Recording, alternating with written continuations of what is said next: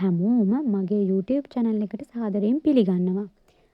අද මම ඕගොල්ලොත් එක්ක කතා කරන්නේ මං කොහොමද ඉරිදොර පොත් තුන පාඩම් කරන්නේ කියලා. ඔයාලා දැනටමත් දන්නවනේ JFT exam එකට අදාළ syllabus එක තියෙන්නේ මේ පොත් තුනේ කියලා. ඉතින් මේක කරන්න ඔයාලා ගාව ඉරිදොර පොත් තුන තියෙන්නම ඕනේ නැහැ.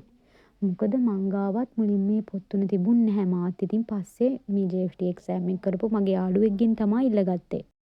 මං ගාව පොත් නැති දවස්වල මම මේක පාඩම් කරේ මෙන්න මේ විදිහට ඉරිදොර වෙබ්සයිට් එකට ගිහිල්ලා ඒකේ තියෙන PDF අරගෙන MP3 download කරගෙන ඒවා පාඩම් කරපු එක.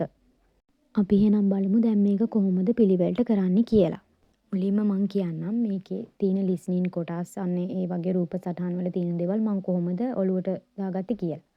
මුලින්ම මං කරන්නේ මෙන්න මේ විදිහට ගිහලා වෙබ්සයිට් එකට ගිහිල්ලා ඒ අදාළ listening එක අහනවා. ඒ අර රූපත් බලාගෙන ඒ අදාළ listening එක අහනවා.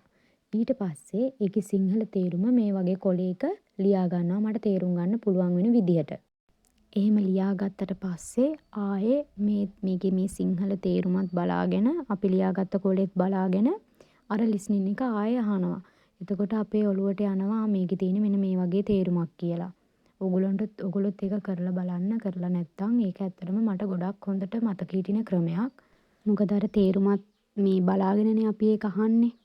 ඒක හින්දා මේ හැම පාඩමකම අන්තිමට ඒකේ තියෙනවා ඒ පාඩමට අදාළ ග්‍රැමර් කොටසක් මෙන්න මේ විදිහට තියෙනවා. ඉතින් ඒ කියන්නේ අපිට අභ්‍යාසෙමත් කරන්න තියෙනවා සමහර පාඩම් වල ඒවැ. මං ඊට පස්සේ කරන්නේ අර කොලේම පිටිපස්සේ ඒකේ තියෙන ග්‍රැමර් කොටස ජපන් වලිනේ තියෙන්නේ. සිංහලෙන් අපිට තේරෙන විදිහට ඒකත් ලියා ගන්නවා අර ෂෝට් නෝට් විදිහට දා ගන්නවා.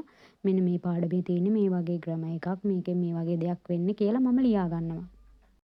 අපිට දැන් ඒ පාඩමේ ඔය තියෙන අමාරු වචන දන්නේ නැති වචන නැත්නම් අපිට මතක නැති kanji අලුත් kanji තියෙනවානේ. අන්න ඒවා ඊට පස්සේ කොලේ මෙන්න මේ විදිහට ලියා ගන්නවා. ඒකත් සිංහලෙනුයි හිරංගනා වලිනුයි kanji වලිනුයි ඒ අපිට මතක තියාගන්න ඕන විදිහට මම ඒක ලියා ගන්නවා පිළිවෙලට. ඒකේ වචන ටිකයි ඒවයි තේරුම් ටිකයි.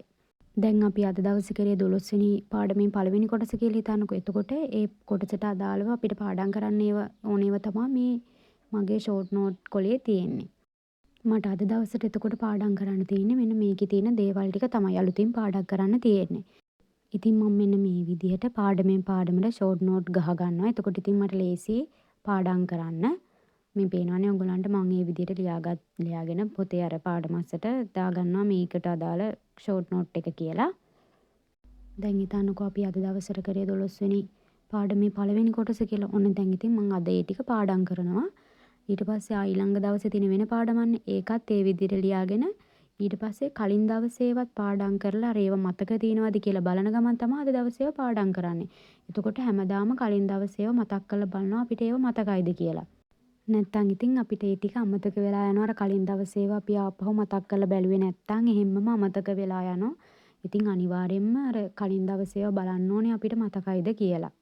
ඔයාලට මම පොඩි ටිප් එකක් කියන්නම් අර listening වලදී කලින් කිව්වා වගේම ඒ කියන්නේ ඒක listening අහද්දී අපි මුලින්ම අර listening එකේ සිංහල තේරුම වෙනම ලියාගෙන තියාගන්න ඕනේ. ලියාගෙන හරි අපිට මතක තියෙනවා නම් හොඳයි. ඉතින් මතක තියෙන්නේ නැහැනේ ගොඩක් වෙලාවට. ඒකින්ද listening එක ලියලා මම නම් කියන්නේ වෙනම ලියලා තියාගන්න ඕනේ. ඊට පස්සේ ඒක බලන ගමන් listening එක අහන්න ඕනේ. එතකොට අපිට අර වචනෙන් වචනේ ඒකේ තේරුම ඔළුවට යනවානේ. listening එක අපිට හුරු වුණාට පස්සේ සිංහල තේරුම ඕනේ නැහැ. ඉතින් කොහොමත් මේකේ දැන් එක listening එකක් විතර නෙමෙයි ගොඩක් listening තියෙනවානේ අපිට අහන්න. එතකොට අර ඒ listening එක සිංහල තේරුම ඕනේ නැහැ. නිකන් අහද්දී අපේ ඔළුවේ තියෙනවා මේකේ තියෙන මේ වගේ දෙයක්. එහෙම කියලා අපිට අර මතකයිනේ කලින් බලලානේ පුරුදුනේ. ඊට පස්සේ දැන් අපිට එහෙම අමතක වෙන තැනක් තියෙනවා නම් ආපහු සිංහල තේරුම් බලලා අර විදියට ඔළුවට දාගෙන මේ listening එක අහගෙන ඒ වැඩේ කරගෙන යන්න පුළුවන්. මම listening මතක තියාගන්න ලේසිම විදිය. ඒ කියන්නේ මට පහසුම විදිය තමයි මම ඔයගොල්ලොත් එක්ක මේ විදියට ෂෙයා කරගත්තේ. ඉතින් ඔයාලට තව මොන හරි මගෙන් දැනගන්න තියෙනවා නම් නැත්තම් මට මොන හරි අලුත් දෙයක් කියලා දෙන්න තියෙනවා නම් මොකද මාත් පාඩම් කරන ළමයින්නේ. ඔයගොල්ලන්ට පුළුවන් මාත් එක්ක ඒවා බෙදා ගන්න. අදට මම මෙතනින් වීඩියෝ එක ඉවර කරනවා. ඔයාලට සුබ දවසක්. හැමෝම සතුටින් පරිස්සමින් ඉන්න.